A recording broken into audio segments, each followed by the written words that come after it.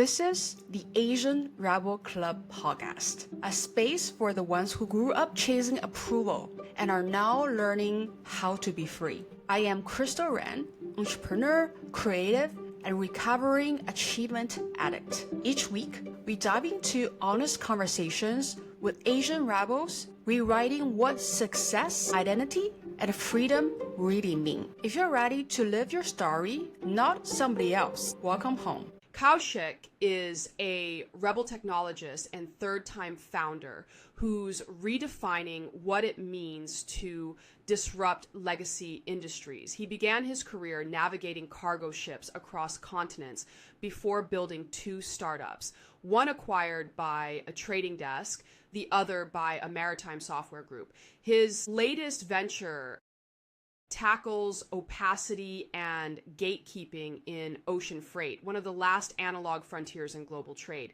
Raised in a South Asian family steeped in medical tradition, he chose discomfort over default and truth over approval.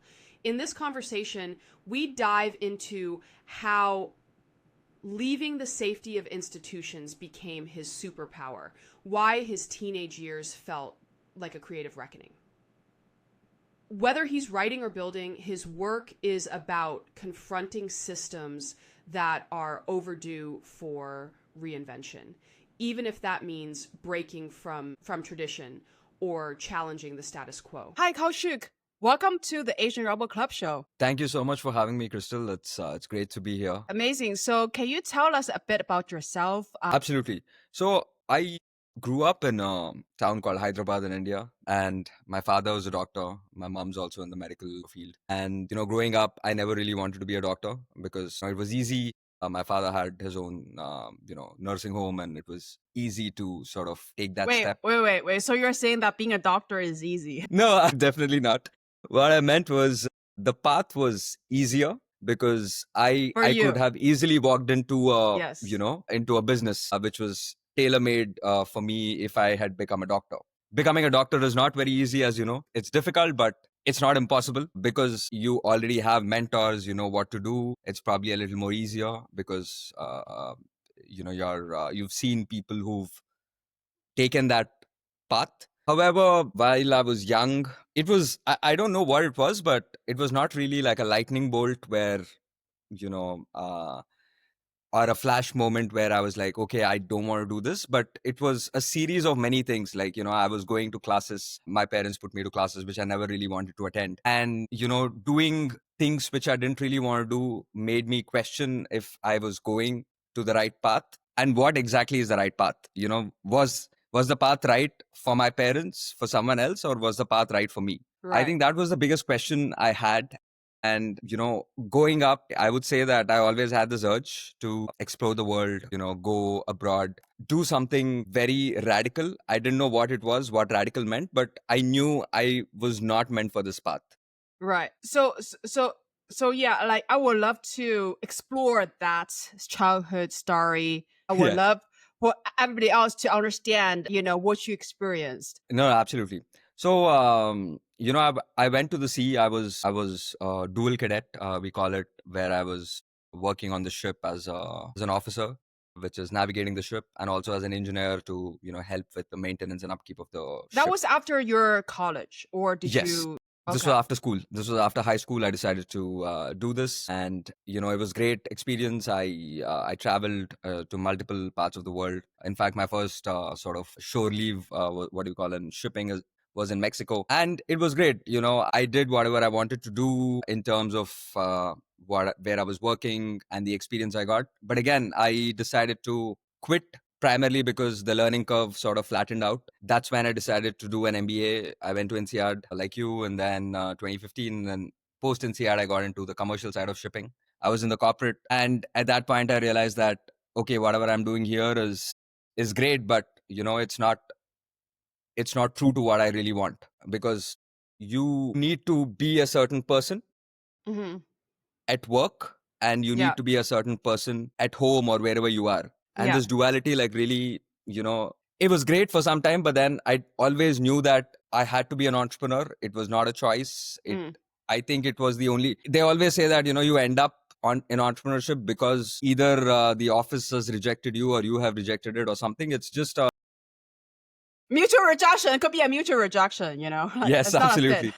So I think because after deciding that okay, this is not the path, I joined Entrepreneur First. This is where like I found my co-founder. I started my first company. I sold my first company, started another venture with a corporate or a consulting company. I sold that as well, and now I'm building my third one. It's in stealth, but yeah, I would say I have, let's say, embraced the path of entrepreneurship And, because and of in the meantime, how many countries have you lived in? Because I met you in Singapore, but apparently now you split your time in between a few countries, right? And yes, yeah.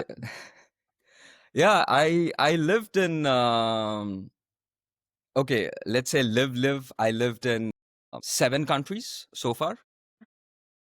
So it was India, then I was in Singapore, then I was in Hong Kong, I was in Dubai, I was in France for a bit, I'm right now in Netherlands, and now I also shuttle my time in the US. So so that's what I've been right. doing. And not to mention all these years of shipping, sailing on the sea. Yeah, yeah, That is, I don't even know what countries that, counts, but, whatever. Let's just say you're floating on the yeah. earth. I am floating. I think the best experience I would say is I was on the ship, which we were doing like this. We call it short sea coast. So I Yeah. was in Congo, Point Noir, and then Democratic Republic of Congo through the Congo Mm. River. That And these is, were the isn't only that very two. dangerous? They have like a lot of wars going on. I'm not sure if they still have it though. Yeah, yeah. So it's interesting because there was a civil war Yeah. in Rwanda, and a lot of people ended up in DRC. Formerly it was called Zaire, Yeah. and you still have a lot of like UN relief. You have a lot of camps where people are there, and most of Mm. the cargo which I was carrying on that ship was mosquito repellent because malaria is an endemic. Yes. And you're right, it's dangerous. Every time I had to get out of the ship, I had a security Like a person with me, bodyguard. like a Yeah. bodyguard. Again, that was not the best thing because people probably wouldn't have paid attention otherwise, started paying attention. Yes. Yeah. So Yeah. it was crazy, but I think that was a very very good experience, at least for me. I loved that part because it was great to see how people live. Yeah. People on the You always think people are different, but then once you start going to these countries, you realize how similar we are. Yeah. And I Yeah. think that's one of the biggest learnings as well, that has been in traveling and in shipping and everywhere. So when I was 19 years old, I was in Ghana for like, in West Africa for a month and a half. And I also went into Burkina Faso, which was Okay. one of the poorest countries in the world. And I was just there for, a day. But I thought Ghana, was already really poor. But when I went to Burkina Faso, I was like, wow, at least people in Ghana like have shoes, right? Like this is Yeah. just a different level. So I don't know. I just want to like, obviously it has nothing to do with what we want to talk about today, but what did you see in Congo? Like, what is going on there? And did you feel like in danger when you were there? Like, was it shocking for you to see everything? So this was, I would say, way back in 2011. So it's Yeah, almost been 14 years. So I mean, whatever I must have seen back in the day could be very different, or the yeah, things would have been different now. At that point, I would say at least Point Noir, Congo was okay, primarily because it was a port city, and I think it's also connected to the world yeah, through the sea. So I would say that Point Noir, it was not very different, or I mean, I there was not a big concern of safety again because of the security yeah, yeah, person as well. But I don't really think I faced a lot of security issues there. But Point Noir, definitely, in Matadi, definitely yes. I think that there was what you described about poverty, about how the markets were, about how things are in general. But I did not feel very threatened or very mm, unsafe at any given point in time. Also because I had an armed security guard again, as You a mentioned guy. this guy like 3 times already. I think that like all the security you felt, safety you felt was because of him, his presence. I mean, I did have to go through again more than more than a criminal or someone. Like a Yeah. cop tried to ask me for money Yeah. because of some issue, Yeah, some made up issue, but you gotta some made give up. it to the cop, right? Because Yes, they're armed, they have connections. Otherwise, you're gonna be in trouble. yes. So I think the only time I felt unsafe was in the presence of police. Yeah, that's what happens in these kind of countries. Yeah, So yeah, okay, so that's interesting because I don't think a lot of people spend like years on a ship, right? And sometimes when people do spend the amount of time they're on a cruise, so they yeah, don't even get to see the real like the adventure of sea and also the real adventure of different countries. But you came from a classic Indian household with your yeah. dad being a doctor and owning clinics and nursing homes, as you said. I mean, were they disappointed in your choices and how did they react? Because you said that they sent you to all these classes. I'm pretty sure they had expectations of you, who you need to be. Maybe it's one of his dreams for you to inherit the clinic. Like, so what happened there and how did you convince them that you wanted to do this? And what's your reaction to it today? Very good question. In fact, it was very difficult as you would have imagined, especially after high school, telling them that I don't want to, do sciences or engineering. At least I convinced them, maybe when I was 12 or 13, that I don't want to, get into the medicine field. Uh, Mm, but then they were like, okay, you be an engineer because, that's yeah, the next like default. exactly. Like we have three options for you, but I choose one of them, right? Yeah. So they're like, oh, okay, engineering is cool. And then, in high school, I was like, I maybe don't want, and in engineering in India, the best engineering school is IIT, Yeah. Indian Institute of Technology. And then I'm like, maybe I don't want to do IIT. I just don't think What I'm do you cut mean out by for maybe that. you don't want to do? Isn't that like super hard to get into? It Like is, it is, it is. even if you don't want to do it, maybe they don't want to take it. It's like Yeah, yeah, yeah, correct, correct, correct.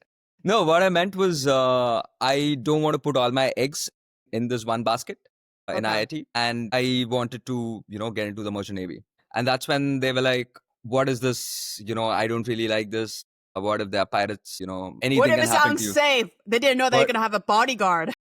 Yeah, what if it's unsafe?" They were just like, no one in our family has ever done this. The typical Asian thing where Yeah. they'll be like, okay, no one in the society, no one in the family. Hyderabad is not a port city, so it's in the middle of nowhere. So Yeah. generally, there's not a lot of people from the city who've gone But into the sea. yeah. And I'm like, okay, that's difficult, but let me do something. And then what I realized was one of my cousins, he his schoolmate went to the merchant navy. You So know, it's I funny asked, because I can't stop laughing inside of me because I was like, Indian always have like 10,000 cousins. You guys yeah, always have a cousin that is doing something, yeah. that you wanted to do. No, it is because we have large families, and the cousin then introduced me, or took me and my mother and my father to to this person, and then this guy was a captain on the ship, and then he quit, and he was working with an oil major at that point in in shipping division. So this guy convinced my mother that this is completely okay. In fact, I was joining a company called Maersk, so he was like, this is a pretty reputable name, and asked her not to worry so much because very few untoward incidents ever happen on the ship. But more importantly, he also made a good plan where it was like, okay, you stay on board the ship or work for 4 years and then come back and do an MBA. So it's not a This is not the final this destination. is not the final destination. You're going back to the business, engineer, and medical field, right? In the Yes, future. exactly. Exactly. So, and then I think the biggest kicker was he's like, imagine this, your son is also going to have the best experience and he's going to bring something to the classroom when he does join a business school. He's so good at convincing like the last generation. It's insane. Like I'm pretty sure he probably did that to his own parents, right? That's Yeah. why he got this whole line. Yeah, yeah, yeah. So then I'm like, okay, I was able to build influence and I was able to convince, or he was able to convince my parents. My parents were like, okay, Doesn't sound so bad. It's just like 3 or 4 years sort of a gig. And then, yeah, there I was. I joined the merchant navy where So Musk, okay, so sorry. you did the university on the ship, or how did it work? So you Yes. went to the university. Okay, Yeah. sorry. So we had 8 semesters. I was coming to Mm, that. So after high school, I mean, the whole engineering, let's say, module was sponsored by Musk. And then we had 8 semesters, out of which 3 semesters were on the ship, wow. where, I was a cadet. And then 5 semesters was college, was Okay. any typical college. So yeah, I think 18 years was the first time I sort of, set my foot on the ship. Mm, And I flew into Hong Kong. That was my first ship. And, got into the ship, realized that, this is a life on its own. It's very, very different. There were about 20, 25 people. I don't remember the exact number, but, about 25 crew members, wait, different there's only nationalities. 25 crew members? Because I imagine it's like a huge ship, right, with a lot of cargoes on board and rooms and etc. No, actually, commercial ships, Mm, in fact, have less than 30 crew members. really? From I think 200, 150 to 200 crew members. Like, 100 years ago, today there's only 20, 25. Mm, In fact, we are talking about lesser crew members. We are talking about autonomous vehicles. But yeah, I think the number of crew members has come down significantly. And I was part of a program called Dual, a dual officer, wherein they wanted to cut the crew members even further, because wow. typically you are either an officer, which is, driving the ship Yeah. or navigating the ship, or you are an engineer who is responsible for the maintenance of the ship, So the machinery and all of that. you can't escape the engineering route after all. Yeah. Yeah. So as a dual cadet, they expected that, okay, instead of having 4 officers and 4 engineers, you can just have like 6 dual, people. Yeah. And that was the, because one person could do theoretically two, and more of the machinery is automated. I think that was the plan. That didn't really take off that well. There's still a lot of officers, there's still a lot of engineers, but I would say that, I yeah I still studied engineering, even though I didn't really like it. I Yeah. But you have a mission, right? Like that's something to tie to an application that you like. It's not just engineering, right? It's Yeah. the arts of the ship. So that's Yes. different. Yeah, no, absolutely. I agree. And it was fun, but also it was very, I mean, you only know the glamorous part, Crystal, but then on the ship, for example, everything from fuel engine to bilge pumps to, your toilet system, vacuum toilet system, anything can go wrong. And as an I mean, engineer, it doesn't sound very glamorous. yeah, I can't imagine it to be glamorous. I don't know. Like even if you watch the movie Titanic, right? Like the yeah, ship there, like it just looks a little bit like then like a little bit claustrophobic, and yes, I don't know, like if anything goes wrong, you die. I don't know. Like it just just, feels a little bit dangerous, right? And it does feel like like even the meals you have there, like the experience you have is yeah, very contained, right, in that environment. yes, So I don't know. yeah. It It sounds is. adventurous, right? It is very adventurous, and it also, I think, teaches you how to live. I mean, I went to a boys' school, and in a boys' school, as you know, it's difficult to navigate the school if you are considered Sorry, very I soft. didn't go to a boys' school, so I didn't know how that works. Of What do you course. mean? What do you So, mean by if you're the thing is, if you're in a boys' school, you have your typical characters. You have the bullies at the top. yeah If you are weak, you get picked on. So you need to build alliances, you need to build mm, influence, so yeah that you don't get picked on. And at the same time, you need to, how would I put it, you need to navigate the political environment very well. yeah You're a kid, but then there are so many things that are thrown at you. You need to make a, let's say, a niche for yourself, even at a school yeah level. yeah And on a ship, I thought that it was pretty much going back to, boys' school yeah era, where someone is powerful, someone is the kingmaker, someone is the one who's doing this. So how do I build influence with this person? It's very testosterone fueled. kind of environment. Do you guys have any girls there, like females at all? We did on some ships. Again, they were officers, but generally that's very less. I think less than 10%, I would say. Okay. Um, And then, so I went to school for computer science in college, and we had maybe like less than 10% women in computer science, right? At the time. And every single girl is like, ever they want to date, like it's all eyes on them, right? And then they're yeah, always in the center of the classroom, and their homework's all taken care of by the guy. They don't even need to study anything. yeah. Did you have the same dynamic there on the ships, like how the political system works there on the ship? No, actually, I think it's very professional in the sense, at least on the ship, where you kind of do your work, and either you have the choice to completely be by yourself, just finish your work, whatever it is, and then like go to your cabin and like not do anything, choose not to do anything, Hmm. or you could choose to be social. And there's a lot of activities on the ship, like there's table tennis, there's movie watching, there is Right. right now you have internet as well, with Starlink and Yeah. all of that. At that point, at least when I was sailing, there was not a lot of I mean, the internet was very patchy. It was not Mm. there was no you're pretty much like out of sight, out of mind from the rest of the world. So you can read a lot of books. I used to watch a lot of movies and read a lot of books back, you know at that point. And I think with the women especially, I feel that a lot of people go out of their way to accommodate, because we already understand that how difficult it is for a woman to come on Yeah. the ship. Yeah.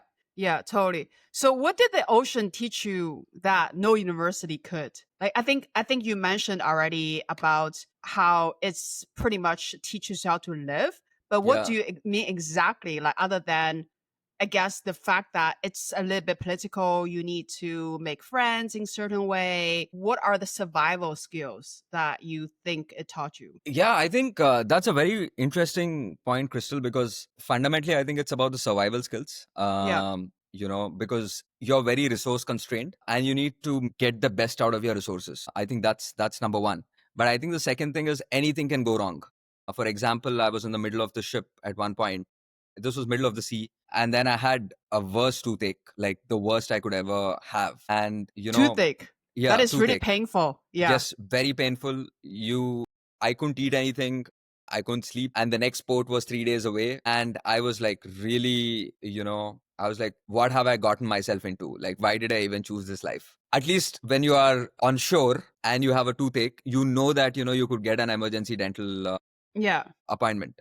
But you guys didn't Or have it there. yeah, you don't have it. The painkiller stopped working, and I was like, shit.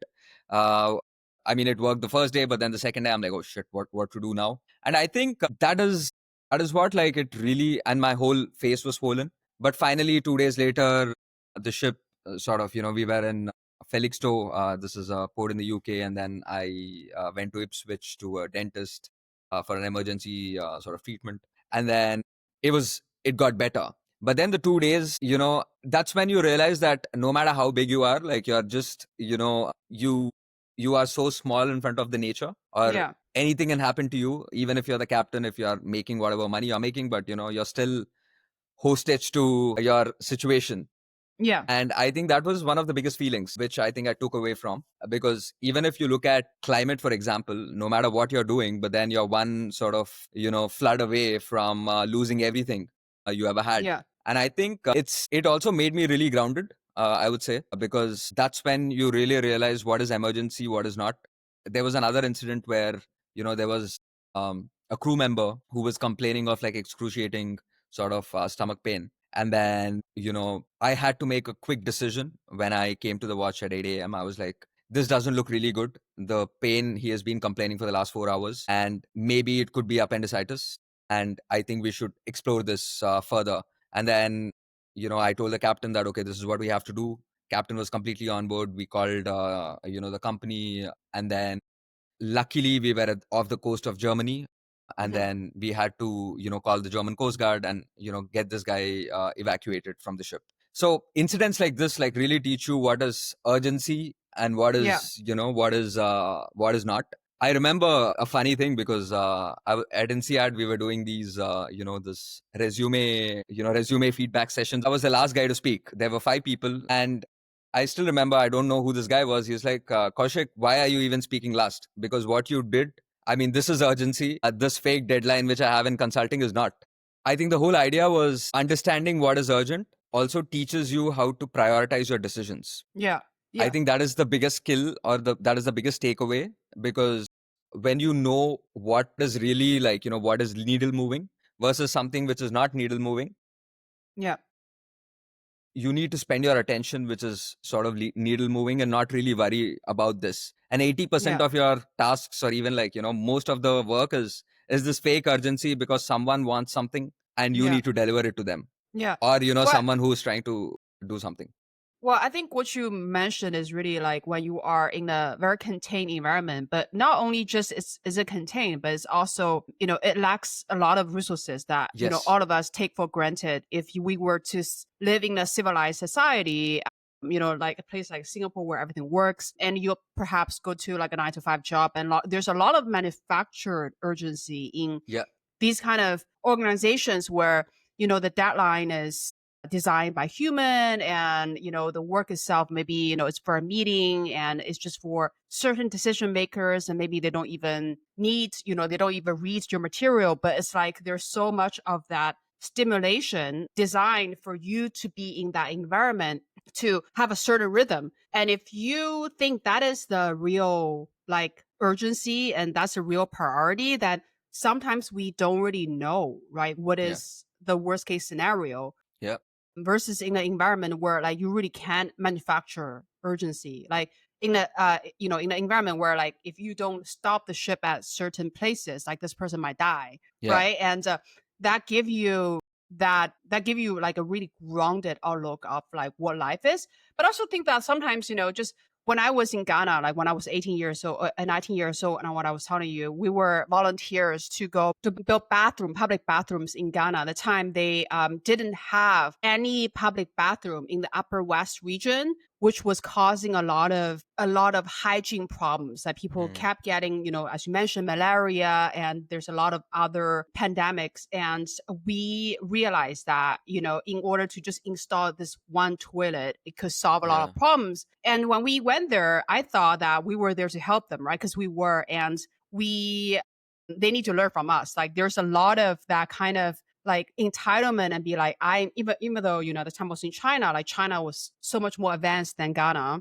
Yeah. And I was like, okay, like they're gonna learn from us. Like this is what I'm gonna go to teach them, etc. And then I landed there and I realized that these people, I could learn so much from these people, right? Because they Yeah. they live in such a stress-free life, Yeah. and they had proper perspectives Yeah. of life. As you mentioned, they know what is community, they know what is helping each other, they know what is enough, right? Like putting food on the table, having family time, playing with other people, taking care of people that you care about. Like we, like in China at the time, it was fast growing.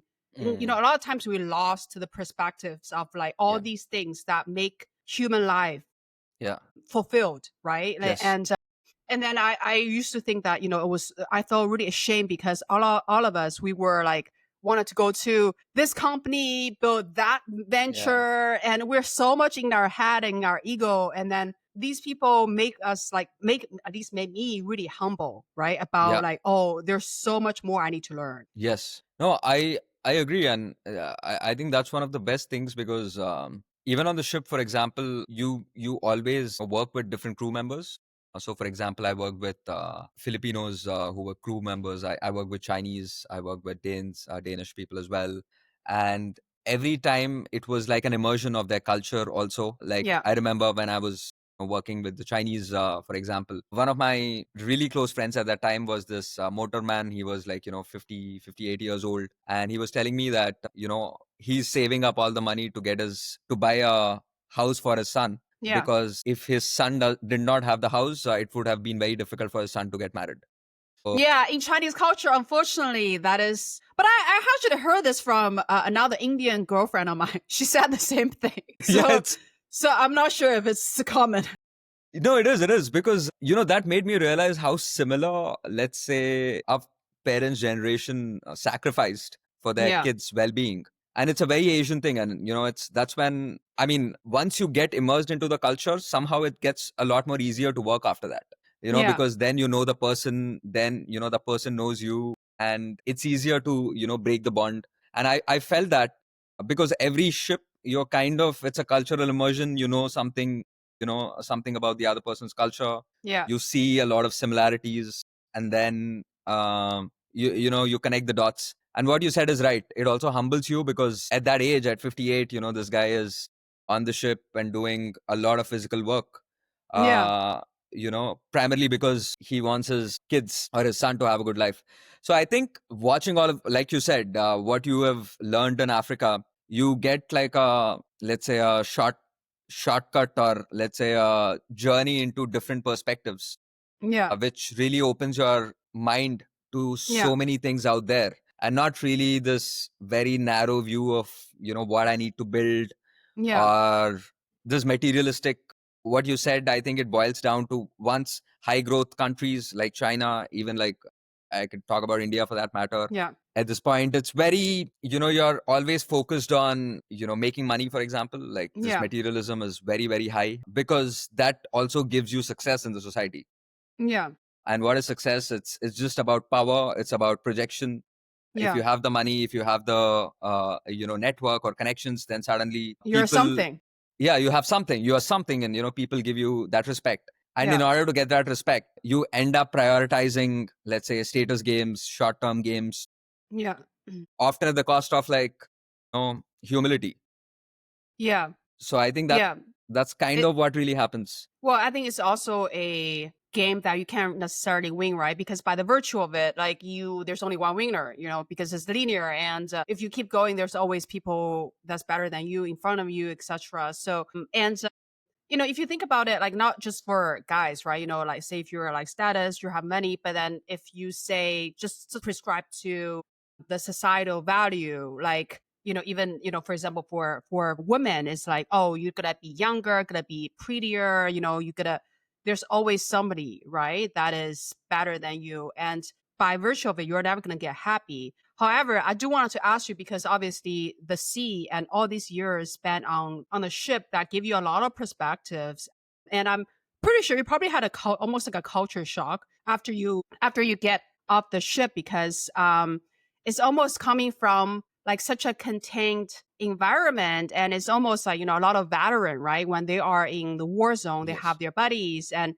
they are very focused on a set of tasks, but when they need to, like, again, get re-socialized into the society, how did you feel about it? How did the process go? And also know that you went to INSEAD after that. And INSEAD itself is very like business school, even though it's also its own bubble, it's completely different, right? And Yes. yeah, you need to play these political games, but it's a Yep. different set of rules. So I just Yeah. wanted to know, like, what happened with you and what you're thinking about at the time. How did the transition go? Wow, that's a very good question. So every time I got out of the ship, I was making reasonably good money. Yeah. And because obviously at that point you were making a lot more, the delta between, let's say, how much you earned on the shore versus how much you earned on the ship, especially when you were young, was still high. Yeah. I was, the moment I came on, when I came home, or when I was anywhere, I used to also travel a lot, to different cities, different countries in my off time, because you always have like 3 months, 4 months off. So Yeah. suddenly you have so much free time and you don't know what to do. Yeah. And Do you think that's a blessing or a curse? Because I think a lot of people, especially when they're in the rat race, they're like working 20 hours a day. They're like, oh, I wish I could have that life. But what do you yes, think in reality what happened? no, I think at that point I enjoyed it. Yeah. It's in phases. At this point in time, it's very difficult for me to have like 4 months off. At that point, I was like 4 months off. Like, let me, and you're young. You're like, okay, let me explore this part of the country, or this part Yeah. of the world, which I never really explored. So you would go there. Sometimes you would have friends as well at that point. And it was good, but it really gets to you after a point of time, because what else are you doing? Because I think, for example, I went to the northern part of India and I spent some time really exploring the spiritual side of things, Yeah. yoga. This was way back in 2013, and it was very interesting, because it also taught me that maybe my time to do this, like sail and then do this 4 months sort of vacation, has now come to an end. Oh, And maybe interesting. Did you see that when you're doing yoga? Like what was the context for that? I think I mean, more than seeing crystal, I think I realized that what I'm doing, I suddenly felt empty more than anything. I think it was kind of a early life crisis, you could say, where I'm Hmm. like, okay, this is great, but am I really enjoying myself here? Like, is this anything? I think it was more about like, am I being true to myself? Is Yeah. this what I can offer, to the world? Maybe at that point, I did not think what I could offer to the world, but I was like, am I doing something which is challenging me, or which is like, does it make me excited to wake up every day and do something? Yeah. Let me put it that way. And the answer at that point was, maybe it's not. Mhm. Maybe I need to challenge myself. And that's when I decided to, go for an MBA. And NCR Yeah. just happened because, as you know, it's one of the schools where you can join either the Jan or the July batch. Mhm. And when I got out of the ship in April, that was the only school that I could write my application to. And I Yeah, wrote my but application. that's also the steps you promise your parents, right? So it's like Yeah. you kind of need to Yeah. take it. Yeah. So I did not know what to do. I wanted to do a startup back then, but I was too naive. I did not know, for example, what a business model is, what Yeah. revenues are, what a financial model is. Like, all of them, you don't do anything on that on the ship. So, once I got into INSEAD, it was interesting because I'm curious by nature. I Mhm. love learning new things. And INSEAD, like, it was like, wow. The first day itself, I was meeting so many people, and they would use terms like special situations investing, turnaround, and restructuring. And I'm like, Sounds like a lot of learning ahead. yeah. And I'm like, what the hell is this guy even talking? And I remember a conversation with this guy, and he was talking 5 minutes. He was in private equity, and he was talking, talking, talking. And I'm like, I'm listening to all this for the first time, all these terms for the first time. Does he even realize I don't understand what he's saying? Well, But he probably doesn't, right? Because that's how he talks every day. He just assumes everybody understands it. yeah, so it was like you rightly said, because after a long time, you also want to feel validated. Again, this was the need. In hindsight, very quickly I realized maybe I shouldn't be playing this game, because you want to feel validated, because all said and done, you go to a business school also to get a job. Yeah. And I'm like, okay, if I get some validation from, X, Y, and Z, or, You gotta get a some people, stamp. I can get a stamp. Yeah. And that was a very, again, you go back to that, games not really being authentic to yourself, trying to suck up to, people or Yeah. companies, Yeah. saying, oh, you're doing some great thing. And every company which comes to the campus, they're like, oh, we are changing the world. The purpose is, to change for the humanity. And then you read so many things about this particular firm or that company on what they're doing. You're like, okay, is this even real, other than a PR exercise? Yeah. Yeah. Yeah, I mean, there are very different skills, I would say, to survive as an entrepreneur versus surviving in the corporate.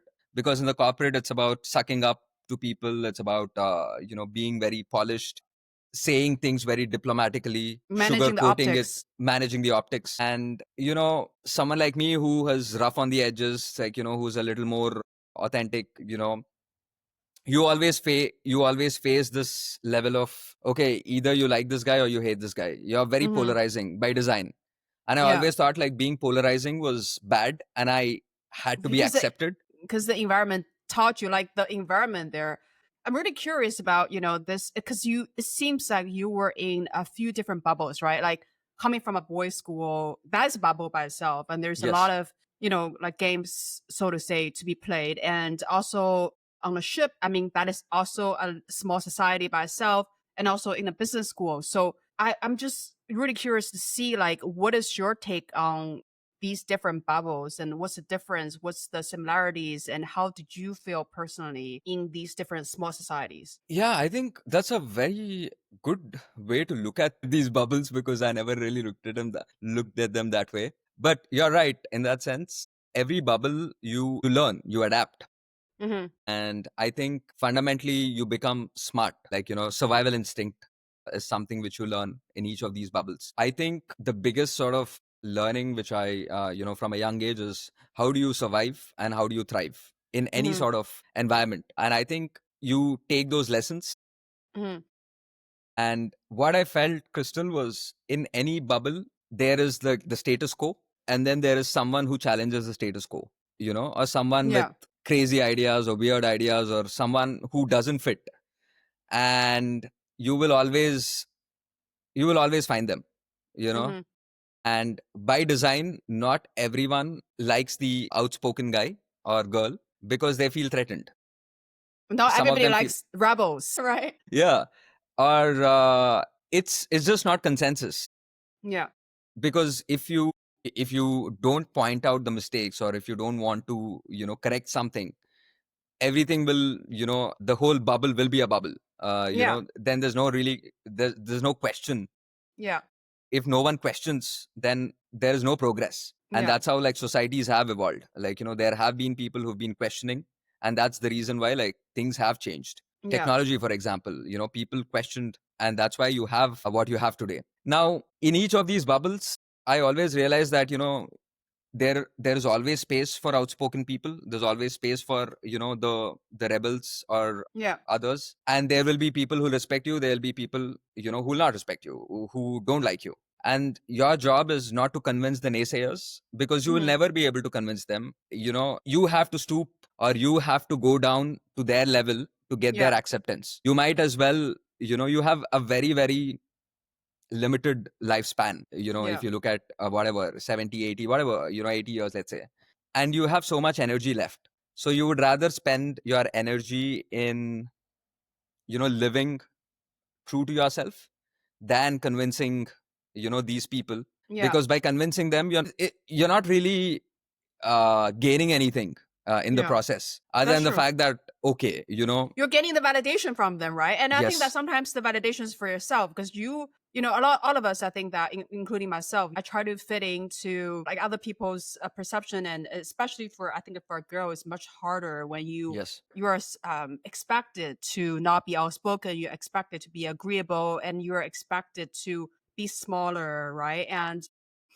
it's really sometimes you want that validation to mm, for yourself to be like, yes, oh, I'm accepted, oh, I am normal, like there's a reason for me to be here. Sometimes you wanted to get that reason from these people, right? And because that's all like you are in a society. But I think that when you failed, or like when you are doing that but you don't feel like you are really truly living, you then start to have no options but be like, "Oh, maybe I shouldn't do it." I think sometimes it's a sad realization too, where you're like, well, I just can't, like, I need to choose between me, and I need to choose to, and also giving a part of me to these people. But then who's going to live my life, right? For me. mm.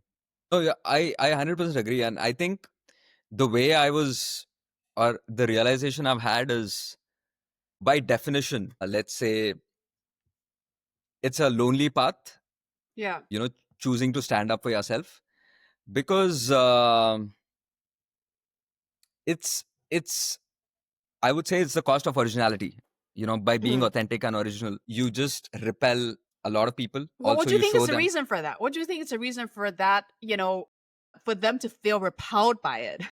I think fundamentally it's the mirror which you show to people, that they could have done this, but they chose not to do this. And this is a very uncomfortable fact for a lot of people. Yeah. You're So you're showing them a saying mirror. that you're showing them the mirror that they could become, and Yes. they can't because they lack courage. But instead of be like, well, if this is who I am, I accept it, they want to Yes. smash the mirror because they don't want to see it. Yes, exactly. I think it's fundamentally, that's a very good point. It's fundamentally fearlessness and courage, because being yourself, unfortunately, should be the easiest thing to do. I mean, Hmm. if you look at a kid, for example, Yeah. 5 years old, they are authentic. They don't Yeah. really adapt to what the society wants them to, behave. Hmm. They behave the way they're supposed to behave. But then Yeah. once you reach your adulthood, suddenly there's this expectation that, okay, this is how you're supposed to be. And you're 100% right. For women, it's even worse, because my partner also tells me the same thing. From a very young age, especially, it happens a lot in Asian societies. Oh, you have to respect your elders. You can't be saying this. And you pluck this from these societies as well, even industries like shipping, which is Yeah. very traditional. You're not supposed to say something, really saying something bad, not burning bridges. Yeah. All of these are, like, extremely, like, part of the, let's say, the the psyche, part of the psyche, that okay, this is what you you're supposed to act this way, and if you break the script, it is confusing for people, like Yeah. how dare you do this, Mm. how dare this guy, who does he think about himself, why does he do this? But Yeah. if you don't, like I said, if you don't question, if you think everything is fine, then there is no progress, there is no benefit for the future generations, Right. because it's still the same way of life, it's outdated. Yeah. Yeah. And if you keep persisting with this outdated technique, Yeah. then you are actually, it's a net negative for the future, you're creating Yeah. a bad thing for the future. So I personally feel that if you don't question, or if, I'm not saying questioning for the sake of questioning. In fact, there's a book called The Rebel by Albert Camus, a very dense book. I'm reading this, but it's about, it's not really saying no for the sake of saying no, but it's like, okay, this has gone on for too long. Enough people have suffered because of the silence. Let's change for the better, not in my Yeah. watch. Like, I am doing this. And I Yeah. think these are the people who actually move Yeah. the needle forward. And that's why, you know, the people I respect the most. Again, it also depends on who, as a kid, I started respecting. Maybe at 25, when I joined INSEAD, I was respecting, like, let's say a corporate CEO. But Hmm. today, I respect, the small business owner, the entrepreneurs, who have Yeah. taken the risk creating local employment, or, people who are standing, like people like you, people who are They have a following their, belief, right? They yes, have a conviction and they go after it. Because they're exactly. personally taking the risk. It's not like they're just using like shareholders' money to Yeah. make some agenda happen, right? Like they have Yes. skin in the game. Yes. So I feel that's why, like, my own personal arc became that way. Like, I started feeling more at home with these people. Yeah. That's why it's easy to connect with you, or connect with, like, a lot of entrepreneurs as well. People who've taken the, Yeah. let's say, the riskier path Yeah. of starting something because of the belief, as you rightly said, to go after Right. their belief, no matter what it is. Like, even a small, it doesn't matter what you're doing, unless and until, like, it's moving the generation forward. I think Right. that's something which I have observed. So I mean, I have a very cultural specific question to ask you because, I'm from a Chinese cultural background. I know that, similarly in the Indian culture, like it's a very heavy emphasis on like what will people think about me, right? Like what will Yeah. they say if I do this, if I act in this way, like what will people perceive me? And how do you, first of all, did you ever have a struggle? I think a lot of people, maybe they say that they don't, but they do, because it's so ingrained in them. It Yes. really it shapes how they make their career choices. It Yes. shapes how they make personal choices. Yes. It shapes how they present themselves to other people. And they almost have like a mental prison, like they're a Yes. prisoner in their own mind where they're like, I can't do this, I can't do that. And Yeah. what will people say? What will my parents say? What will my community say? Like it's like you sometimes, you wonder why don't people, why aren't they more honest to themselves? But the Yes. answer is they can't because they don't see that as an option. So how do you personally navigate that like heavy cultural pressure from a Uh, society that is so ingrained in the image that we project? I think this is a struggle every time, You're right when you say it's not the, like I said, the cost of originality, or the cost of taking your decisions, is the loneliness, or how detached, or how some people will not like Accept you. some of the choices you make. Yeah. Initially, they'll try to convince you to, reverse some of the choices, but then once they realize that you're very strong, they, try to use influence, use someone else to tell you, or put some sense into you. That's what my mother keeps saying, like, okay, I want to call this guy so that he puts some sense into you, or But why did she think that some guy will just put some sense into you? yeah, Like, someone, because that's how the societies work, right? Like, okay, your parents are trying to do, are trying to tell you to do something, and you don't want to do it. Then they're like, the next step is, okay, let's call the family patriarch or the elder, and if this person or that woman says something, maybe you will listen. But the thing really is, in order for all of this to really work, what I've yeah, realized at a very young age is to be independent, like financially independent. yeah. Once you are independent, once, that's when, like, you can live your own life. Okay, I mean, but there's also a catch where like when you're financially independent, aren't you then responsible for some of the family members? Like, you gotta take care of them, like there is this whole social network that in the work where like everybody seems to be responsible for each other, right? And it's really Yes, hard to break that. it is. It is. And I think you need to break the curse. It's very, very challenging. Sometimes, it takes a lot of people to do that. Support system is the most important, Crystal. Like, I can't stress how important support system is. Like, I Mhm. have a partner, for example, who is also a lot like me. And that's why that gives me a lot more courage to, take some of the choices which we have taken, especially in front of the family, right? So I think that's really important. Having a support Mhm. system, I think, is one of the keys to living true to yourself. Yeah. Independence, obviously, and then living in a different country where you can be completely Yeah. anonymous, There's a little you bit know of a independence, the distance there, right? yes, To protect you. yes. And I think fundamentally what I've seen, especially in individualistic societies like Europe, US, and all of that, is there is not a lot of pressure to conform, unlike the Asian societies where Yeah. if I went back to India, like, I suddenly have a need to conform. Yeah. It is so difficult if you don't conform to the society. Like, I mean, sure, you can do whatever you want to, but you still have to, let's say, play by the rules. Yeah. But here, like, or anywhere for that, in these, you kind of have this anonymity. You can, sort of live your own kind of life. So I Yeah. think it helps. Again, I'm not saying that, everyone should break away. You should be able to have your own space in your own city. I think bigger cities still offer that, but it is difficult. I think support system, as I said, is very, very, very important. Support system, not just, in terms of family, but also friends, uh, as even in your business for that matter. Especially if you talk to entrepreneurs, you can be very honest. You can say that, okay, this is the problem I'm really facing, and they give you no nonsense bullshit advice, Mhm.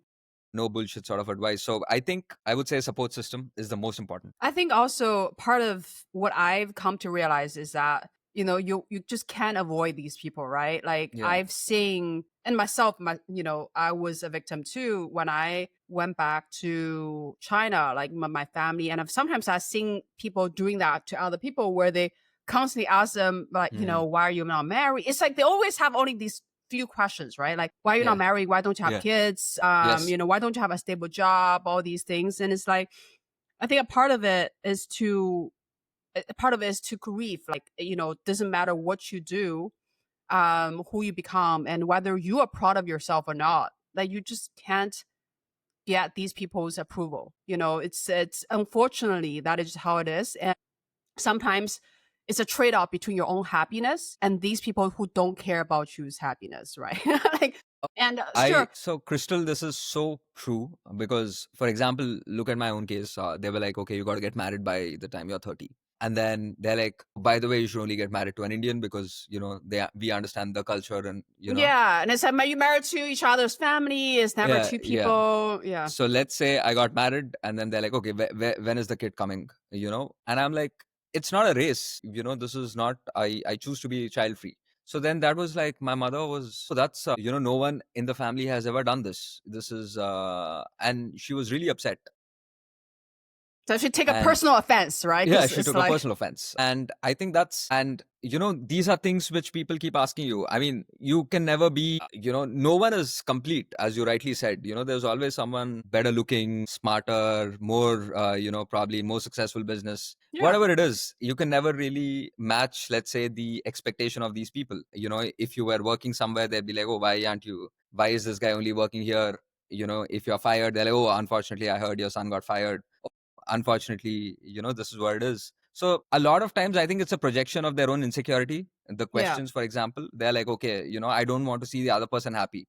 This person yeah, is happy, okay, let's make sure that this person feels unhappy, and yeah, let me ask the most intrusive question, yeah, yeah, so yeah, yeah, so the yeah. other person actually feels unhappy. They And feel I they feel think, better for themselves, right? yes. And I think it primarily comes from, in my opinion, again, I think it primarily comes from cultures where there's a lot of scarcity. From Yeah, scarcity, like, suddenly, like, what happens is there are only a few people who get out of scarcity. And this is not just countries, but even like industries, like shipping for that matter, like hmm, very limited capital. And, you need to somehow get out. And, you need to basically, it's a zero sum game, because hmm, for them, everything is zero sum game. If someone is happy, someone has to be unhappy. It can't hmm. be like, all people can be happy doing whatever they're supposed to be doing.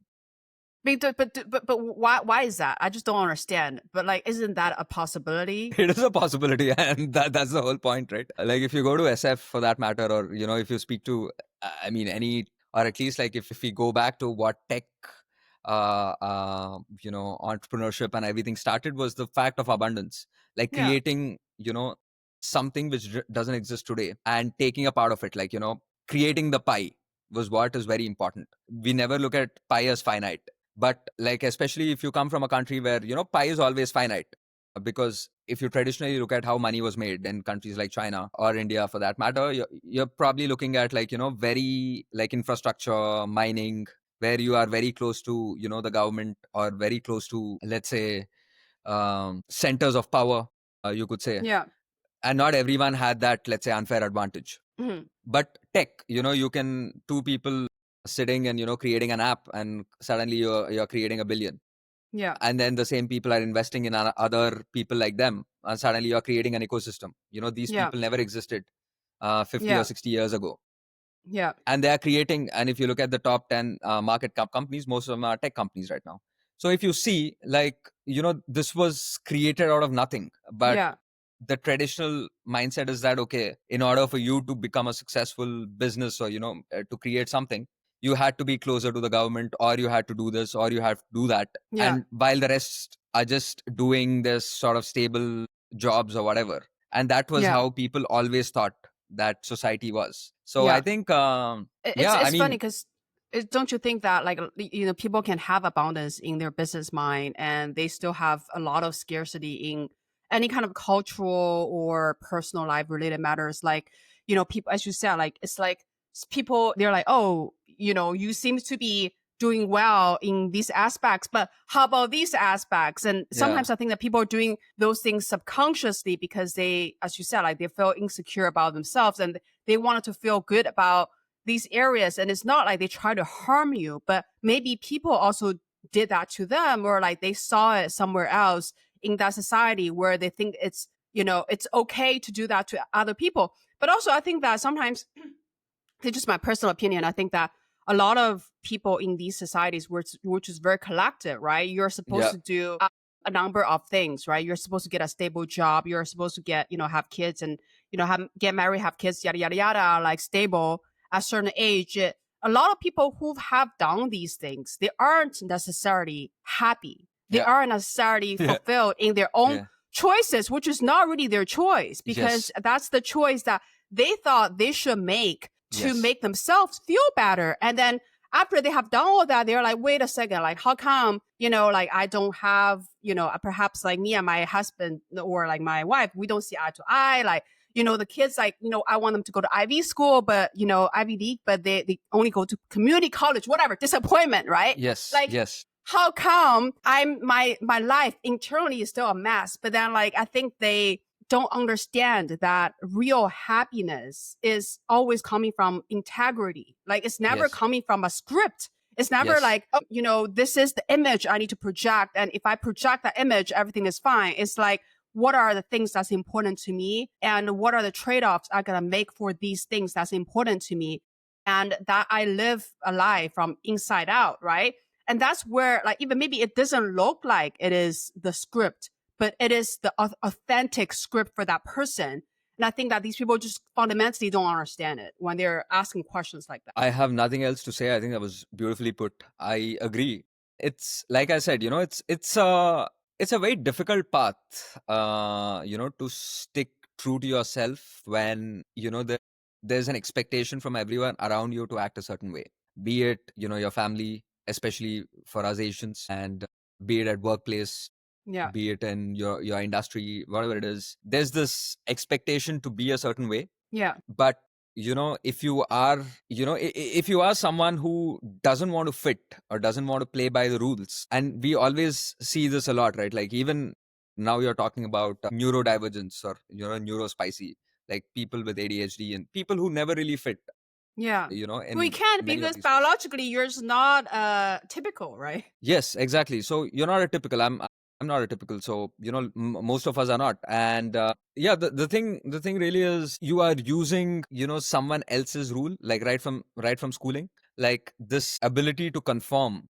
to the system, whatever that system is very, very challenging for a few people. Not because, they want to break the rules, or, they are like this, but because it's very difficult to even understand why that system even exists, because Yeah. these people are asking some fundamental questions, like, why should I do this, or why is the fundamental need for me to do this? And this is very uncomfortable because people have not asked those questions themselves. Themselves. So they are like, I don't know, but this is the way it is, Yeah. and it gets really uncomfortable. They're like, oh, you should not be talking, you should not be dissing the system, you should not be doing this. Why? Because I ask questions, Yeah. and I think that's the uncomfortable path, where Yeah. people refuse to ask questions, Yeah. and even silence the people who ask questions, because Yeah. suddenly, like, they don't have the answers, Yeah. and they Yeah. don't want to ask those questions, because suddenly it's like cognitive dissonance. Like, Yeah. suddenly you're like, It's like I have don't I want to been see. I don't want to know. There's things I don't know, right? Like I don't exactly? want to just know that there's so much uncertainty that all of us are literally walking on every single day. Yes, But there is a system that can solve all these discomforts. So I need that system because that's a solution. But I don't yes, want to see the truth because the truth is scary. The truth is yes, uncontrollable. The truth is like, what if like, like my life has no meanings? And, in fact, a lot y- of us, like all of us, right? Like our life have no meanings, and you need to literally think from from scratch to be like, what is that? Like I can make it anything I want, but that's the ability, and I think that fundamentally courage that a lot of people yeah, just simply don't have. They trade the courage for the comfort because the courage is just too scary. yeah. You're 100% right. I think being courageous for some reason is so rare. Yeah, You might think that it's available in abundance, especially if you look at movies and all of that. yeah, yeah, You look at any Indian movie, and, like, yeah. the hero is like the beacon of courage, and then you would think that being fearless and courageous, being courageous is, it's probably there, but it's so rare. In fact, I think in my whole professional career, I would say, like, there's only one or two people who I knew were, like, courageous, and that really tells you, like, there is a dearth of leaders. And I think my mentor told me, I mean, he was my leader as well. He was like, the only one measure of leader is how many leaders you create. Mm, And that was a very simple statement at that time, but now I realize how profound that was, because you see a lot of people, but you rarely see a leader. And that's why, in most cases, they say that, less than 5% of the population. In fact, I was, especially after AI, they, I think it was someone, Michael Jackson or anybody, I was just reading this LinkedIn post where they said that 1% are creating the jobs, 9% will save their jobs, and the remaining 90% are at a significant job loss due to mm-hmm. AI. Yeah, And I think that is kind of what I see. Like, I see the 1% of leaders and courage. You would expect it to be a lot higher than 1%, but unfortunately, it's only 1%. yeah, yeah, So I yeah, think it's rare to be this, it's rare to be courageous, but I urge more people to be that way, because if you're authentic, I mean, you have very little time. There is zero loyalty, as you yeah, know, especially post COVID. AI has come and everyone is firing people left, right, center. I mean, it's economic at the end of the day. It's a capitalistic society. There is, you need to also think for yourself. How are you going to, think about the next 5 years and 10 years, and think about yeah, the future? yeah. Because I think fundamentally what also happens, Crystal, is we are all, a lot of the status quo is coming from people who are probably in their 60s and 70s. Like, literally and figuratively, the days are numbered. Mm-hmm. So you need to look for the future and create a generation which the future wants to sort of feel comfortable working. Right. And I think it's a very easy switch, and that's what my partner also said, because I had to confront an older woman because she made a very nasty comment about colorism. And, I had to tell her that. I had to, at that point, when I said, I was like, okay, why, what is the need for me to confront this particular statement? But then, had I not done that, there were a lot of people from the future generation who were also there. And if I didn't do it, they would have also accepted that. But Mm-hmm. today they have a role model to look up to Mm-hmm. actually catch statements which don't fit the narrative in 2025. So I Right. think a lot of times you standing up is actually inspiring the next generation Right. to And actually stand up. I think that sometimes, just to voice out your own opinion is you try to be loyal to your own integrity, right? Because I think Yes. that a lot of times we say that, oh, what's the point of us just to speak our mind? But like I do think that, sure, like economically speaking, maybe you don't have anything to gain, but I think that like every single time when you do it, you build your character, right? And then not Yes. only do you build your character for, like you tell other people this is my character, but you also, I think most importantly, tell yourself this is where I stand. And I think there's, I think some Diane Furstenberg, she said, everybody can take everything from you, but they cannot take away your character. And like fundamentally, that is it. And I think that if you truly, I think a lot of people, they live in scarcity because they live in fear. And I don't blame people who live in these states of fear. But what you have to lose is your character, right? If you think about, we only exist 80 whatever years, like 90 years. And if you don't even stand for anything, like Yeah. you don't really matter, right, at all. Sometimes I think it's Jensen Huang. He said that it's actually a huge strike of luck for people to experience suffering. And he literally said he wished more suffering upon people who have high expectations and low resilience, because you only realize that, first of all, you are going to be okay, right? Yeah. Even if you fail. Yeah. And you will only build your characters through failure, and you will only know who you are through failure, and you will only know what you have to give up for what you believe, right, through failures. And suffering is, and if you suffer and if you fail much earlier, you realize, I think this is where the courage comes from, right? Like you realize like nothing actually is that serious end of the day, right? Like in the face of mortality.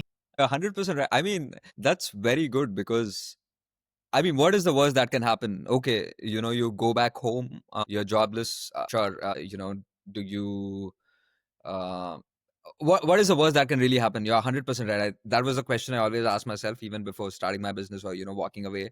I remember the suffering part a lot. Contrary to public opinion, I feel that getting fired from your job is probably the best thing that can happen to you. It's the best thing. Honestly, I think the same. Like, I think everything, right? Like a job failure or personal life failure, like any kind of rock bottom Yes. is the best thing, right? Because Yes. what else are you gonna to get the biggest lessons of your life, Yes. right? And you must learn it. No, I agree 100% because what failure teaches you one thing, which is about like being fearless. Because, I remember I was at NCR and I flew all the way to really catch this guy and, ask for a coffee meeting because I wanted to get the job. Yeah. And I flew into a different city, and then and he was the first guy who actually gave me a chance, and I got my job. So I think overthinking, thinking that, okay, what happens if I fail? What will my family say? What will my relatives and friends and all of them feel? Is just a waste of time because no one really thinks about you. Everyone is busy, living their own life. It's called Yeah. the spotlight effect, I think. Spotlight, and everyone suffers from that spotlight bias because you tend to think that people think a lot about you, but people don't really think about you. Mhm. Everyone is living their own life. You have very little time. You might as well, when you fail, that, okay, this is rock bottom. Anything is better than this. And Yeah. once you have that, you're always going, it could, you're always going up. You're trending Yeah. up. Yeah. And I think that's the beauty. When you fail, you know what the rock bottom is. I'm sure there could be worse rock bottoms, but Yeah. you know that, okay, when I was able to, for personally, for example, okay, when I was able to get something without anything, like, I just had without the business degree, someone like took a chance on me. I'm sure, like, at this point of time, with so much skills and so much experience accumulated, like, what is the worst that can happen?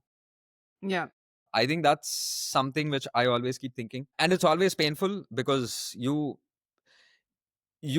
keep unfortunately thinking that if you reach something, like, you will feel better. Like, success is, it's like a treadmill. Hmm. As a kid, you're like, okay, if I get into let's say medicine or doctor, like, things are okay. Once you become a doctor, you're like, oh, by the way, if I do super specialty, it is going to be okay. You do super specialty, you're like, oh, by the way, if I had my own hospital, it's okay. You have your own hospital, you're like, let's chuck this. I want to be a VC investor because it's more cool to angel invest. So there Yeah. is like so many things you can, nothing like really, it's not complete. Yeah. the beauty is, like, there's a lot of again, it's very cliched, but the best lessons are in the struggle, because when you're Yeah. struggling, it's a new day. You learn something new every single day, and that new Yeah. learning is what you crave for, and that is the Right. dopamine. Right. What has entrepreneurship taught you about yourself, especially the parts you didn't want to see? And I wanted to go with that a little bit. I think what you were just talking about remind me of like sometimes the struggle, especially in entrepreneurship. Like let's just say if you're in a medical field or you're an engineer, you have some problems at work and you can always ask people, right? And then chances are there's answer either from your manager or is from like a textbook or something. But when you are in any sorts of like entrepreneurial creative field, like there is no answer, right? And it's just sometimes, it's instinct, sometimes just to try things in different ways. And Yeah. sometimes it's not to, like not to give up. Like it's so vague, right? Yes. And it's so uncertain. And you need to almost like, it's a mental gymnastic between you and Yes. you. And Yes. it's so hard, right? I think Yeah. that part is the hardest one is that you realize there is no standard answer. And the world, if you want to create anything, there is Yes. no standard answer. So Yeah. that is actually the part that I find very challenging about entrepreneurship. But how about you? What has the entrepreneurship taught you about yourself? I think fundamentally it has taught me to be authentic. I think standing up for yourself, being very authentic, showing up, who you are, I think makes a huge difference. As a creative, I mean, you're right. Entrepreneurship is very creative. It's creating something from like 0 to 1 that doesn't exist Yeah. before. And obviously, there's no playbook. There's no standard rules. I mean, sure, there are guidelines, or some startups who have done X, or some startups who have done Y to reach there. But again, like outlier, someone will do Z and, will open a new way. Because I Yeah. think by default, creating something is non consensus, So every time the rules keep changing. Yeah. So you always are in a fix what to do, especially when and you will hit a wall every single time. That's what I keep telling everyone, that statistically there are more bad days than good days when you're Yeah. building. What I do is, I think, ability to ask for help. I think that Mm. I grew that muscle, like, completely kill your ego, because, me being right It's not important. is not important. When it's you're the survival of your company, right? Yeah, yeah, correct. And I think, again, like, support system plays a huge role, because what you need is like the mental models. Not everyone can solve this for you, but they can, people have different mental models to solve this particular problem. Yeah. And, getting access to that, or, getting access to that particular thing very objectively sometimes you asking the question to someone gives you the answer. Mm. Yeah. So I think it's a lot about, mental models, which really help. Yeah. Yeah. Support system, killing your ego. I think that's something which I really learned the hard way. But I think it's important that, you being right is not important at all in the grand scheme of things. Yeah. So I think that's kind of how I learned about myself So, through the okay. journey. So, like, a follow up question is that, like, when do you know that you need to ask for, like, this is such a cliche question, but when do you know that you need to ask for help? And where I come from is that there's so many things you can do for a particular problem, right? You can search, try to solve yourself. You can ask AI about it. You can look for a consultant. You can like, and then, even just for people to look for, I mean, there's mentor, there's consultants, there's experts. When do you like, how do you even build like a Mm. semblance of a mental model to even solve that problem of Yeah. building a mental model? Yeah. No, yeah. So I think it depends on, again, priority, like how big is the problem? Like, is it existential? And have you exhausted at least like one or two experiments? Mm, You run a couple of experiments you think are high probability to solve this problem, but then let's say yeah. they haven't worked. That's when I, defer to a friend or a consultant Yeah. or a support system. And thankfully, I have, a lot of support system entrepreneurs, who've navigated similar challenges. It could not be the same industry, but, because it's, like I said, it's non-consensus. Hmm. So you trying to build something or change the world means that you're facing resistance the most. Yeah. And the bigger the complex the problem, the more resistance you face. And fundamentally, it's all about, how do I reduce this resistance, or what is the right, or who is the right person to go to, who is not, as resistant to this, and then slowly start finding your early sort of believers, Allies. because Yeah. allies, 100%, because by definition you're polarizing. You can't please everyone. If you're pleasing Yeah. everyone, you can never be, it is very difficult for you to, go anywhere. Yeah. And I think this is also very difficult for our culture, especially in Asia, to take a strong stance, because Yeah. you're expected to be like the submissive, meek, or someone who would be deferential to the authority, Yeah. because that's kind of how I would say many people look at us. And by definition, you're polarizing. It's about finding the allies. It's about changing, because change doesn't start with one person. I mean, change can start with one person, but it takes a village Hmm. to really drive that change. Right. So it's about finding people who you think would have the most resonance with this Yeah. particular problem that you're facing, and then ask them. Yeah. Even if they don't give the answer, like I said, sometimes just repeating the problem back gives you the answer which you wanted. And it has happened to me so many times. I set up a call.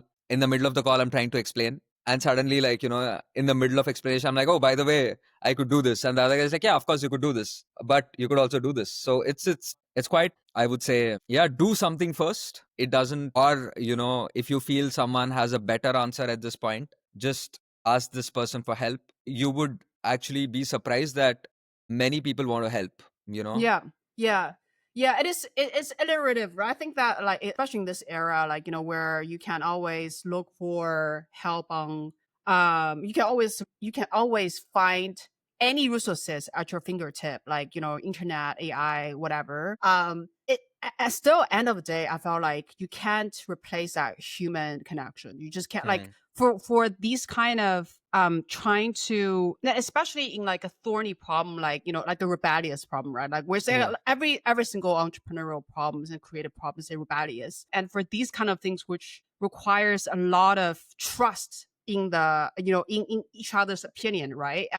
And like, as you said, like a very no ego, low ego environment, yeah, which kind of contributing to that trust, and a lot of brainstorming. And end of the day, you need to make the call. The human connection is extremely important, because, like, it just means that there's more path that you see for yourself, and there's also more connections you can make. When you are forging the path forward, you're like, I can go here, I can go there, versus when you are just kind of sitting by yourself and try to, like, figure out, yeah, that's not going to get you anywhere, because you're, like, really not moving forward. yeah. What you need to carve that out, that path. So I have one last question for you. So in your Substack, you wrote, knowing the truth changes everything, living by it even more. What is one truth you live by that most people avoid? Whew. I think confrontation early is really good. Yeah. I think confrontation is extremely healthy. It's very good to clear the differences, whatever differences you have, get it out of the system, and then, like, build towards solving, and not really delaying the problem. It's every time you choose not to address that, you are not only, giving the other person the liberty to step on. I would say, like, so I'm a very confrontational person. Like, I've known that my entire life, and people say that about me in my face, behind my back, too much, this and that, whatever. I don't care anymore at this point. But, like, it's just, I think fundamentally, the reason why I'm still this way, like, is that I really don't, I think this is the easiest way to not waste everybody's time, right? Because if you are passive aggressive, or you hold back, you give people illusion that certain communication is going on, but it's really not. Like, Yeah. that is just me not respecting you, right? In my opinion, I think that I'm not giving you the full truth. Yes. And I'm trying to make you feel better. But in the meantime, like, I'm not giving you the answer long term. And how could that be doing you a favor, right? Like, I think that's it's a very cowardly way Yeah. to soothe my own discomfort when I need to tell you the piece of truth. I 100% agree, and I think that's the most important thing. Like confrontation, calling out feedback at the instant is a lot better than keeping this as in written and then doing it 6 months later, Yeah. because everyone has recency bias. What Yeah. happened 6 months before, like it doesn't really matter at this point, Yeah. if you tolerated this 6 months before, 6 months later you'll have a much bigger problem because Yeah. you'll No, be they're like, I can trust tolerating. you. Yeah, Yeah, you'll be tolerating a lot of smaller problems. So I that's feel true. confrontation initially is a lot better. If it's uncomfortable, let it be uncomfortable, because even the other person has to know that this is not okay. That Hmm. I think that's the most important thing, because you're eventually delaying something which is not tolerated, and you're killing yourself in the process. So every Yeah, time you don't confront, you're losing a part of you, and you're losing a lot of mental energy, because you would yeah, always think like, I wish I said this. yeah, I didn't say yeah, this at this time. So yeah. I think that's like one truth I live by. And it took me a while to get here. I always used to avoid confrontation, typical Asian, Indian. Really? I mean, like a lot of Indian men I've met, they're so confrontational. I don't know. Like it's, it seems like you guys are growing up debating, right? Like, I don't know. Yeah, I used to be a good debater, but no, I actually feel it's, maybe you're meeting the very rebellious kinds. Generally, you're used to deferring to authority all the time. That's why this whole yes sir, I'll do it sir. Even if you That's can't true. do it in 1 week, That's you true. say, oh, of course I There's, will do it in 1 week. yeah, that's true. Actually, now I remember somebody told me that you don't say no in the Indian culture. Like, I was like, Yeah. what? Oh, if you don't say no, then like, how do you know if there's a no? Yeah.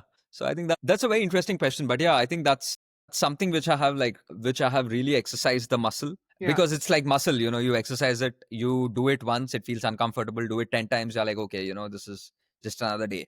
Yeah, just another day. I kill a bit of my ego, right? Yeah. Yeah. I already killed it enough. Okay, so this is something I asked every single person on the show to do, which is to fill the sentence of "I am proud of myself because." I'm proud of myself because I choose to follow my own path when I was young. Especially grateful for my younger self. At 15, to really not conform to what the society or parents were saying, and following the path, even though I had no clue Hmm. or future planning or anything. It was just an intuition that, Yeah, okay, this is what I have to do. So I'm really proud of making that choice, because I see how difficult it is. If, like I said, if I had said yes to that, to my parents, and maybe like, I would have said yes to so many things, like getting married, having a kid, doing this job, doing this. So I think fundamentally, going back, I'm really proud of making that choice, even with very limited information or data.